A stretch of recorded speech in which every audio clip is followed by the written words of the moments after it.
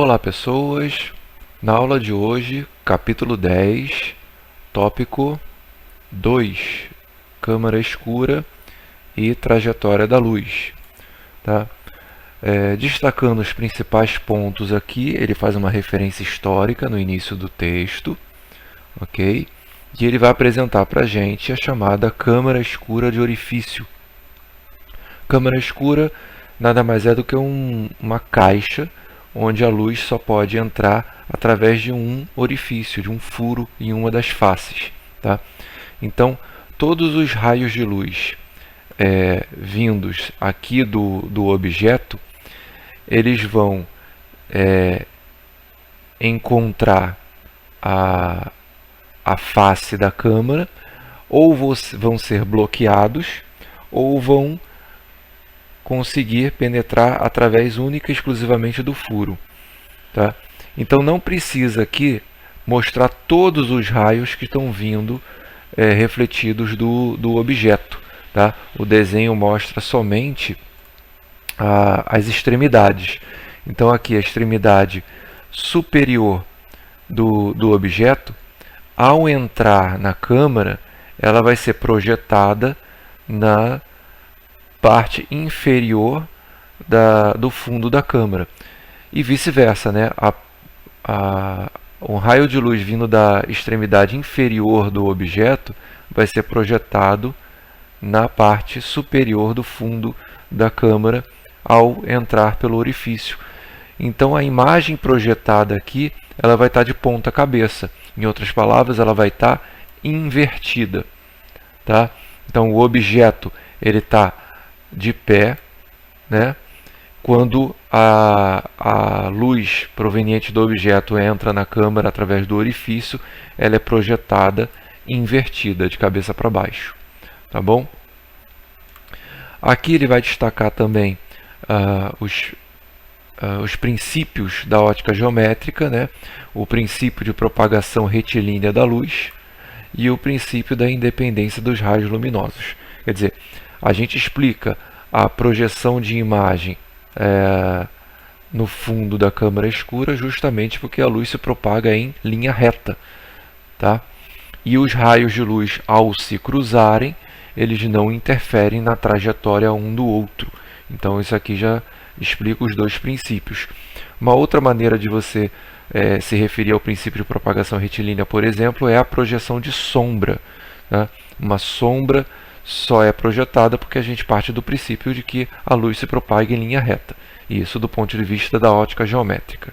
Tá? Ótica ondulatória é outro papo. A gente vai ver mais na frente.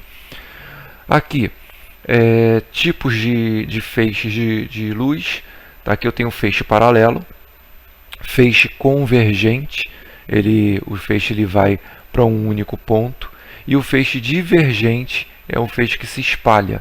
Tá? Ele sai de um único ponto aqui, que é no caso a lâmpada da lanterna, e ele vai se espalhar. Então, feixe paralelo, feixe convergente, feixe divergente. Isso vai ser bem interessante quando a gente falar sobre projeção de imagens em espelhos e lentes.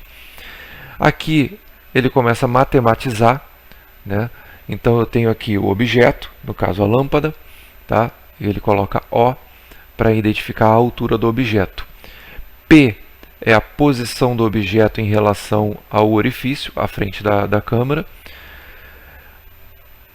I é a altura da imagem do objeto projetada no fundo da câmara. E P' é a posição dessa imagem, ou a profundidade da câmara. Tá? Então o que nós temos aqui? Nós temos aqui dois triângulos. Perceberam? Tem um triângulo aqui, ó, do lado de fora. Tá? E tem outro triângulo aqui do lado de dentro. Tá? Então, a base desse triângulo é a altura do objeto, no lado de fora. E a altura desse triângulo é justamente a posição do objeto, o P. Tá? E aqui, na parte interna, eu tenho a base do triângulo, a altura da imagem, e a altura do triângulo, a posição da imagem, ou profundidade da câmera. Então, não sei se vocês estão compreendendo aqui, você tem um triângulo de lado aqui, ó, tá? Base e altura, e aqui tem outro triângulo, ó, base e altura. Tem um triângulo externo e um triângulo interno. Então, para eu relacionar essas medidas de base e altura, a gente vai usar a semelhança de triângulo. É justamente o que ele apresenta aqui.